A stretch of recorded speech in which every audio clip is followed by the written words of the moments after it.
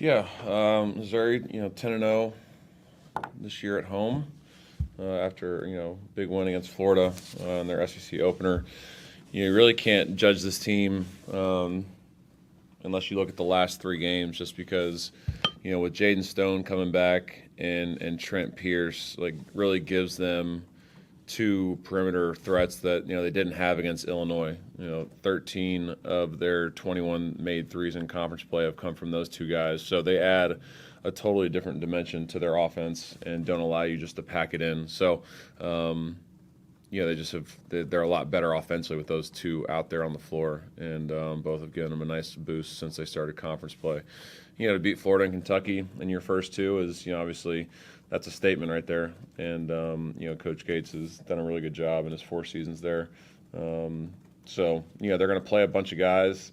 They have 11 guys that average 14 minutes a game.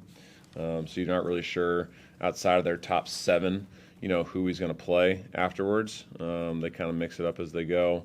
They have tremendous size. Them and Florida are two of the biggest teams in our conference. So that'll pose as a challenge to us. Shoot good percentages from all over the floor. The only place they really struggle the most is at the free throw line, and they do a really good job of rebounding their misses off of free throws. So, offensively, they're going to do a lot of switching, and they do a good job of contesting shots around the rim. And then offensively, they have some really prolific playmakers. Mark Mitchell's a guy that just does so many things, and he's not just a great passer. He's a great scorer. He's a great passer. 14 assists and 5 turnovers in 3 league games so far. So, if you double him, he's going to make you pay. If you don't double him, he's going to make you pay. And Anthony Robinson's a guy that we've known for a long time, and a guy that just affects the game with his defense and does a great job of kind of setting the table for them. So, you're going to hear me say it a lot, but another great opportunity against a really good team. You guys held Arkansas to just 28 points in the paint, and Cal was here talking about how much they want to be a paint touch team. What was the key to holding them out of that? And it seemed like you guys did a better job of really contesting when they got down there and bumping a lot more. Yeah, our gap defense was just so much better than it was in the Georgia game, and I thought we had multiple possessions where, when the ball did get penetrated, we did a good job of contesting without fouling, and that was something that we've really harped on all year, is just getting vertical at the rim, and don't bail them out. Don't bail teams out and give them free throws. Make them earn everything at the rim, and I thought we did a better job of that. But we were just more loaded to the ball against Arkansas, and we'd been so spread out in previous games that it allowed teams driving lanes to get downhill, and that's when your defense gets in rotation. So we were just way more intentional about loading to the ball and being in gaps in that game.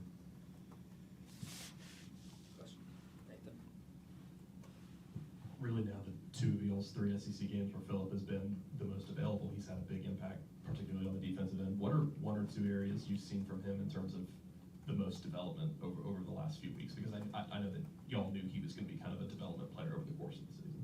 Yeah, defensively, he's just he's just really shown an ability to sit down and just guard and keep his man in front, and he's so coachable. We tell him to get low and get wide, and he looks like a damn spider down there. Just like gets as low as he possibly can. He spreads his arms out as wide as he possibly can, and just gets into a stance.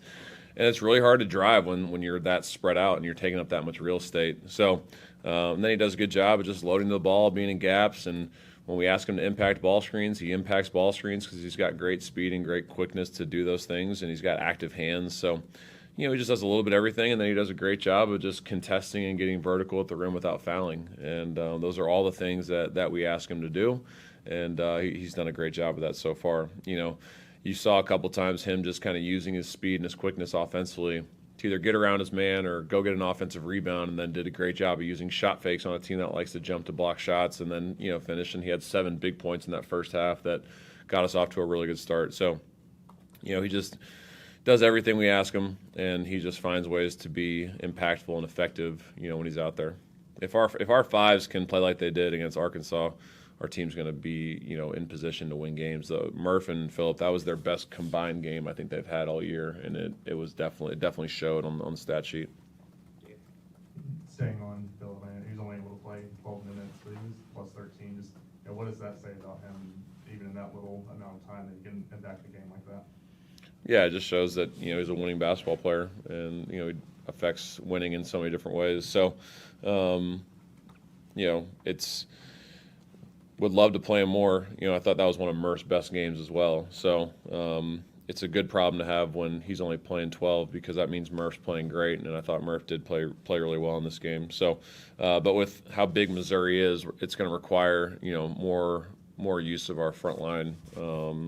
And probably getting Phillip more minutes because, he's got to use his speed and quickness against some of their bigger players. But, yeah, he just, he always talks about that. That's my role. That's what I'm supposed to do. That's what you need me to do. That's what I'm going to do. And he's all about the team, and he's all about winning. And, I know Phillip probably enjoys the way we're playing more than anybody because it's more, similar to what he's been accustomed to, just as far as how we're sharing the basketball and just playing team basketball. And I think it's helped. It's affected his play for the better. Going off of that with Murf, I mean, the last few games we talked about when he came back from Christmas, how he looked like a different guy. Just are these last few games from him down low kind of a lot of what y'all saw in him when y'all picked him up from Mississippi State, like the guy that y'all thought he could be all season long? Obviously, the injuries, affected him before that. Yeah, he's just moving different. He's moving his feet different. He's jumping more. He's getting vertical at the rim, and obviously you've seen the ability of him to knock down shots, and that just kind of makes him multi-dimensional when you got to guard him on the perimeter because he's also got the speed and the quickness to drive by his man. But no, he's just way more active out there and just has more pop. And it's why our teams, since the Purdue games, just we've continuously gotten better. And I think a big part of that is because him and Phillip are playing well right now. And for us to continue to be competitive and win games, we need that to keep going in that direction. You guys, the last 3 games, played like 3 of the fastest teams. You're going to play like your 3 top 20 teams. Mm-hmm. These next 3 are all against teams that kind of slow it down a little bit more. What's the key when you play it like that and you going back and forth? Like you guys, you feel like you can maybe be able to speed up some of these teams a little bit more and not getting in a track meet like y'all tried to avoid, I guess, in the last couple? I think we can play in either way.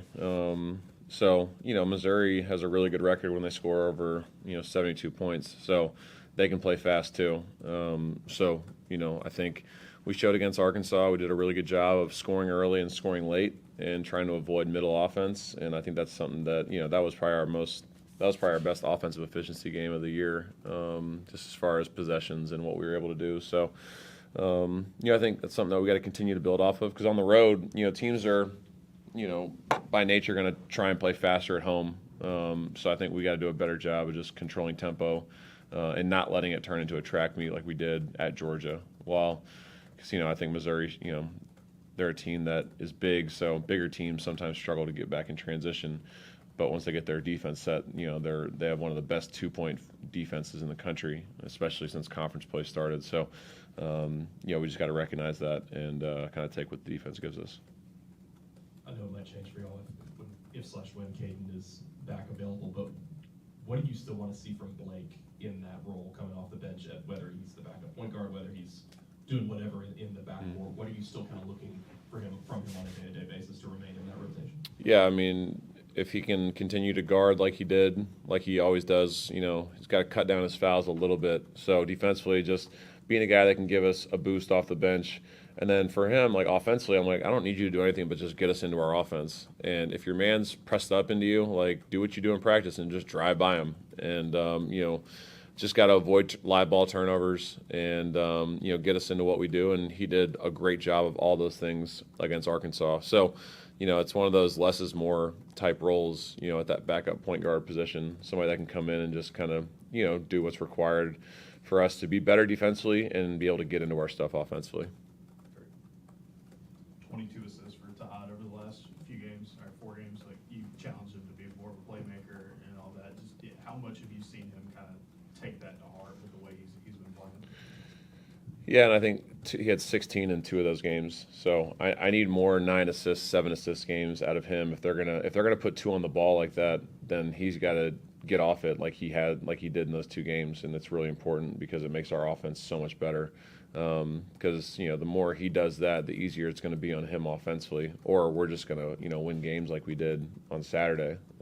So yeah, it's definitely something that I'll continue to challenge him on because we have some guys that can really make plays off the ball, and when he has a facilitating mindset, I think it really helps us because we know how good he is offensively and how well he can score the basketball. But I think it's shown that our most efficient nights offensively is when he's in a facilitating capacity, and then I think his offense will open up because of that. Yeah, Steve, on assists as well, it's the same thing. You look at, I think it was the 3rd most assists you guys had all season. What's the message to the team in terms of being able to point that out and go, when you guys share the ball, it's a completely different thing, especially even transitioning to defense. It probably helps you set up things on that end as well versus when it gets bogged down or there's too much dribbling or whatever. What's kind of the message to them about how to continue to share the basketball? I mean, one is, do you like winning? That's one. But then 2, like, selfish offense leads to selfish defense.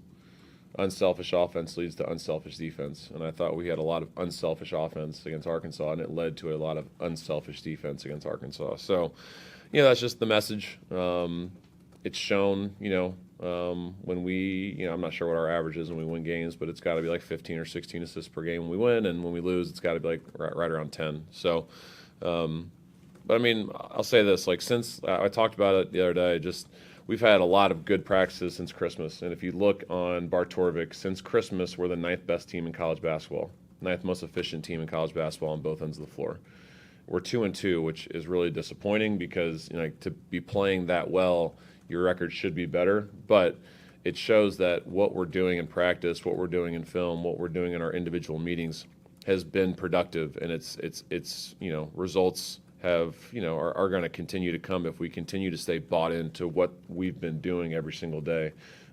So just got to continue to trust that, and we're playing good basketball right now, and it's all because we've been really intentional with what we've been doing in practice, and we got to keep that up.